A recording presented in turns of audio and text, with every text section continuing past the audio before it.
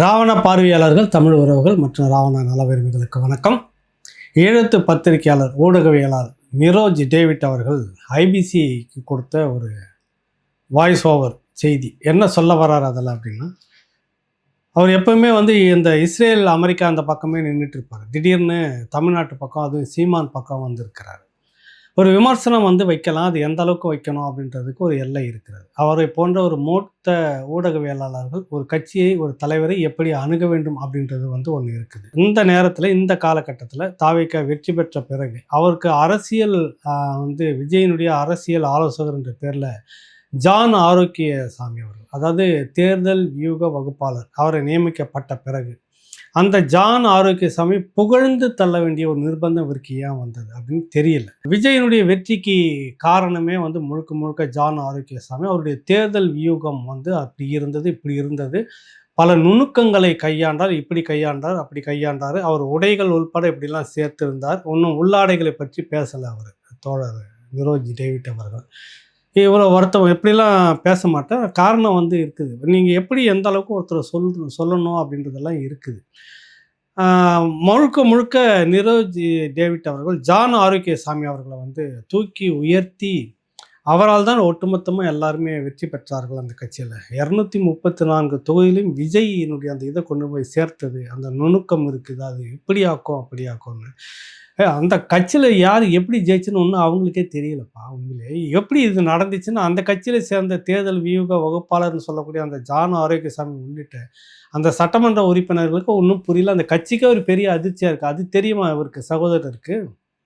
யாராவது நீங்கள் எங்கேருந்து பார்க்குறீங்க, எங்கேருந்து பேசுகிறீங்க அப்படின்றது ஒன்று இருக்குது. நாங்கள் இந்த களத்தில் இருக்கிறோம், அந்த சம்மந்தப்பட்ட அந்த எல்லா இடத்துலையும் பார்க்குறோம்.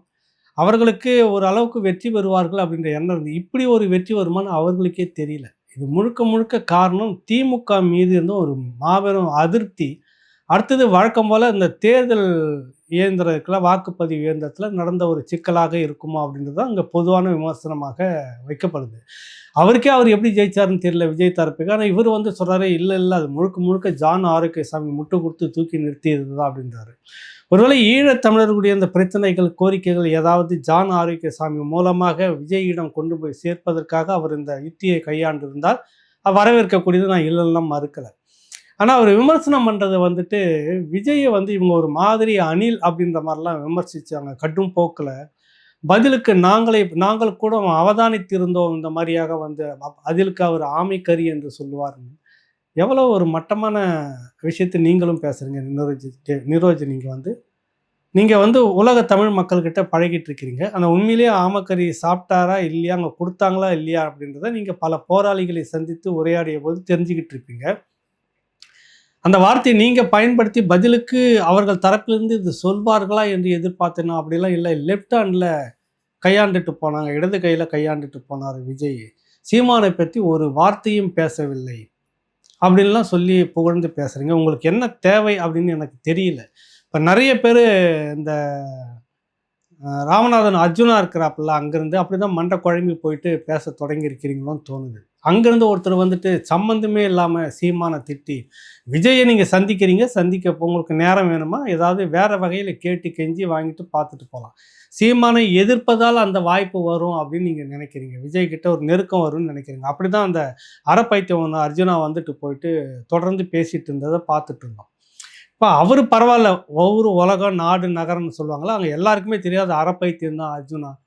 ஏன்டா வாக்களித்தோன்னா அந்த பகுதி மக்களுக்கு ஒரு பெரிய விடயமாக இருக்கிறது. நீங்கள் ஒரு ஊடகவியலாளர் பேசும்போது சிவாஜி கிருஷ்ணமூர்த்தி என்ற அந்த திமுகவுடைய பேச்சாளரை இறையா நீங்கள் சீமானை இணைக்கிறீங்க. அது எவ்வளோ மட்டமான ஒரு சிந்தனை உங்களுக்கு.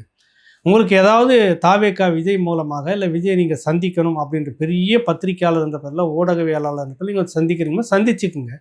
பார்க்கணுமா பார்த்துக்குங்க. நீங்கள் வேறு எதனா கோரிக்கை வைக்கணும்னா வச்சுக்குங்க. ஆனால் ஒருபோதும் ஈழத்தமிழருக்கு ஒரு இம்மி நலனும் நடந்துடாது. அது மட்டும் ஒன்று தெரிஞ்சுக்குங்க.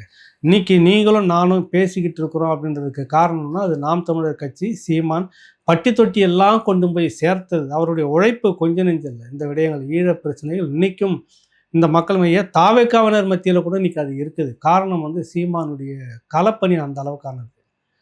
நீங்கள் போயிட்டு ஒரு சிவாஜி கிருஷ்ணமூர்த்தி அளவுக்கு அவர் அணிலை விமர்சித்தார்னா என்னத்துக்கு விமர்சித்தார்னு ஒரு காரணம் இருக்குது அந்த இடத்துல. நாங்கள் தூக்கி போட்ட அந்த பெரியாரை நீங்கள் வந்து தூக்கிட்டு வரீங்க திருப்பி அப்படின்னு சொல்லிட்டு. அந்த ஒரு காரணம். அதுக்கு அடுத்தது நீங்கள் சொல்லக்கூடிய சில உங்களுடைய பேச்சில் உங்களுடைய கொள்கைகளை நீங்கள் செய்ய போகிறேன்னு சொல்கிற சில முரண்பாடுகள் இருக்குதுன்றதுக்காகத்தான் இவர் வந்து விமர்சனம் பண்ணுறாரு கடுமையாக.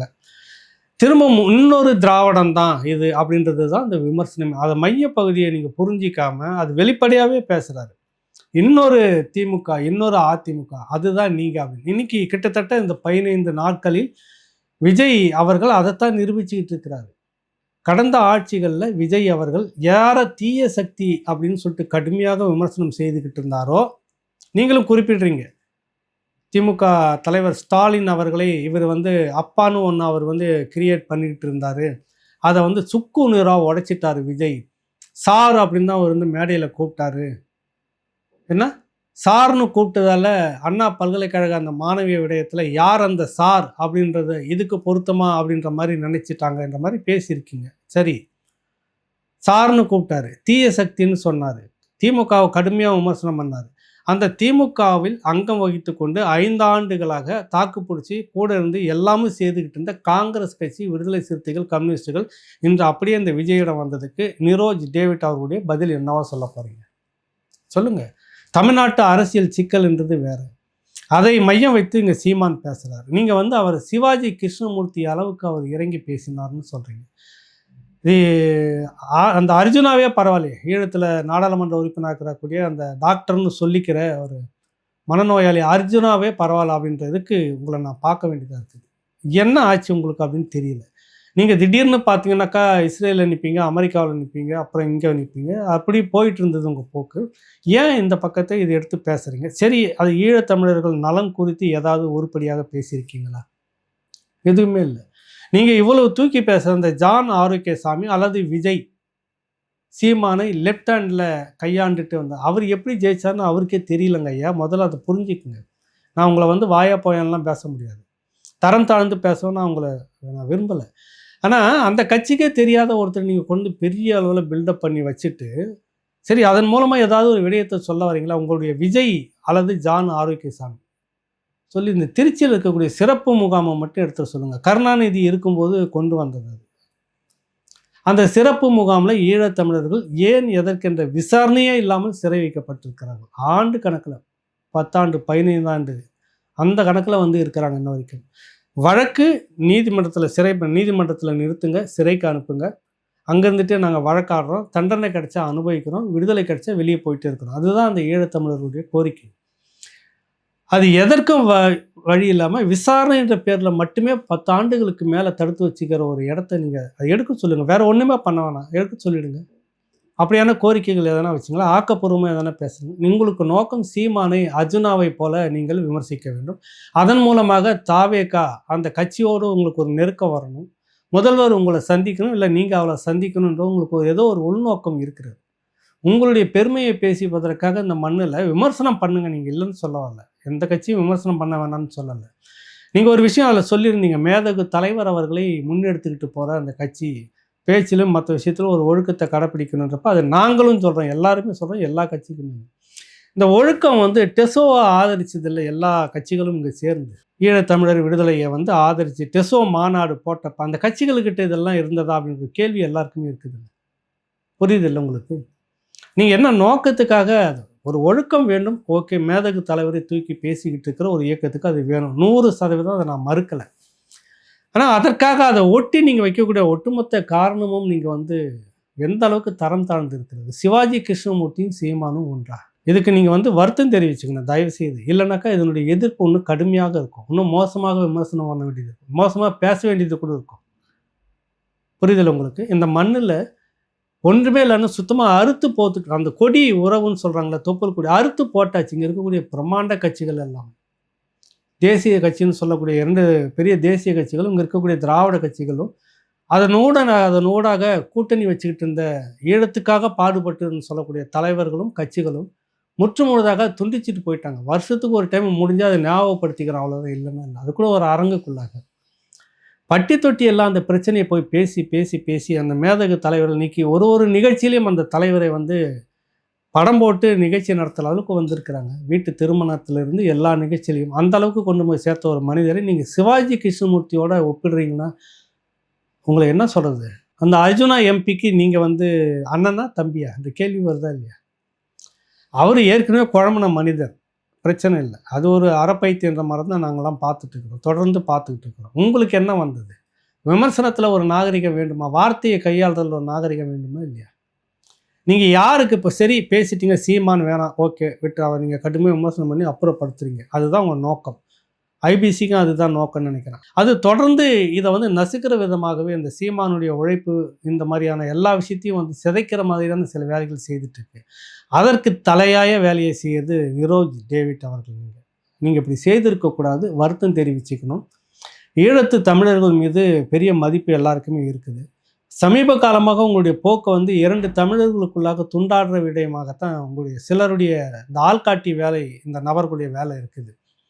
இப்பொழுதும் சொல்கிறேன், நாம் தமிழர் கட்சி விமர்சனத்துக்கு அப்பாற்பட்டதல்ல, சீமான் விமர்சனத்துக்கு அப்பாற்பட்டவர் அல்ல.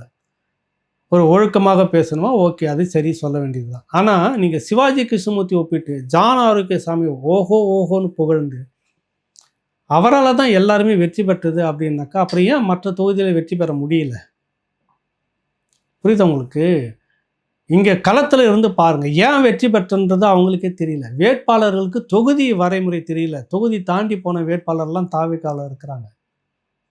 அங்கே நிர்வாகிகள் இல்லை, பூத்தில் நிறைய டிவிக்கு பூத்தில் ஏஜென்ட்டுங்க இல்லை, ஆனாலும் வெற்றி பெற்றிருக்காங்க.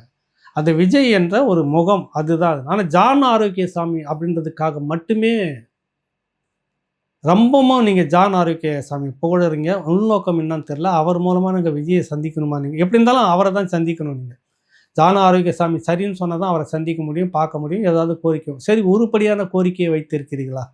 வைக்க போகிறீர்களா? இனி வரும் காலத்தில் ஒன்றும் இல்லை, தமிழ்நாடு சட்டமன்றத்தில் ஒரு தீர்மானம் ஏற்கனவே நிறைவேற்றப்பட்டிருக்கிறது. அந்த தீர்மானம் என்னன்னாக்கா, இந்திய அரசு இலங்கைக்கு பொருளாதார உதவியை செய்யக்கூடாது. அங்கே நடந்தது இனப்படுகொலை என்பதை ஐநா உள்ளிட்ட எல்லா இடத்துலையுமே நடத்துவதற்கு இந்தியா அந்த கருத்தில் தான் இருக்கணும் அப்படின்றது ஒன்று. நடந்தது ஒரு இனப்படுகொலை, சர்வதேச வாக்கெடுப்பு நடத்த வேண்டும், சர்வதேச விசாரணை நடத்த வேண்டும், பொது வாக்கெடுப்பு நடத்த வேண்டும். இந்த 4 தீர்மானம் நிறைவேற்றி பிறகு திமுக அரசும் அதை நிறைவேற்றி பேருக்கு வச்சிருக்கு. அந்த விடயத்தை விஜய் அவர்களால் இப்பொழுது அழுத்தம் திருத்தமாக பேச முடியுமா? ஜான் ஆரோக்கியசாமி மூலமாக நீங்கள் பேசி விஜய்கிட்ட சொல்லி சட்டமன்றம் இப்போ கூட போவதில்லை, இந்த சட்டமன்றத்தில் நீங்கள் அதுக்கு என்ன உத்தரவாதத்தை கொடுக்க போகிறீங்க அப்படின்னு எழுப்புங்க. இப்போ நான் எழுப்பியிருக்கிறேன். விஜய் அவர்கள் இப்போ சட்டமன்ற கூட்டம் நடக்க போகிறது. இந்த சட்டமன்ற கூட்டத்தில் இந்த ஏற்கனவே கடந்த காலங்களில் அண்ணா திராவிட முன்னேற்ற கழகம் செல்வி ஜெயலலிதா அவர்களால் கொண்டு வரப்பட்ட அந்த தீர்மானம், ஈழ மக்கள் விடுதலைக்காக வேண்டி அதை ஆதரிக்கிறோம் என்ற அந்த தீர்மானத்தை ஒட்டி இவருடைய நிலைப்பாடு என்ன என்பதை விஜய் இந்த சட்டமன்றத்தில் பேசுவாரா தொடக்கத்தில் அப்படின்ற ஒரு கேள்வி நாங்கள் எழுப்பியிருக்கிறோம். நீங்கள் எழுப்புங்க. தரம் தாழ்ந்த சிந்தனையில் போகக்கூடாது. ஒரு மனம் குழம்பிய மனிதன் அர்ஜுனாவை போல் நீங்கள் நடந்துக்கக்கூடாது. உங்களுக்குன்னு ஒரு மதிப்பு இருக்கிறது, நாங்கள் மதிக்கிறோம். உண்மையிலேயே உங்களுடைய குரலுக்கு ரசிகன் நான். அந்த இடத்துல நீங்கள் இருந்துக்கணும். அதுதான் நான் உங்கள்கிட்ட ஒரு வேண்டுகோளாக வைக்கிறேன். சீமானை அப்படி நீங்கள் சித்தரித்து பேசியதற்கு பகிரங்கமாக மன்னிப்பு கேட்கணுன்றது தான் இந்த பதிவின் மூலமாக சொல்கிறேன் உங்களுக்கு. நன்றி, வணக்கம்.